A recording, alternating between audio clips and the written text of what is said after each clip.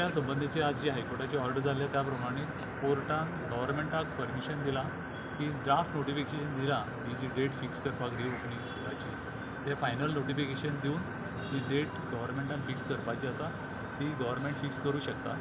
आता जे draft notification जे आयला त्या प्रमाणे स्कुलां पयली ती 5वी मेरेन ही आसा ती जुनान सुरू जातली आनी 11वीची सुद्दां जुनान सुरू जातली. बाकीची जी स्कुलां आसा ही एप्रिलाच्या पयल्यान जावं दुसऱ्या आठवड्यान सुरू जातली with a break of 1 week.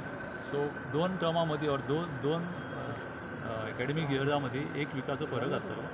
तशेंच सगळ्या स्कुलांक फूल मे म्हयनो जो आसा पळय ती सुटी आसतली, समर वेकेशन आसतलें आनी परत जुनांतल्यान क्लासी सुरू जातल्यो.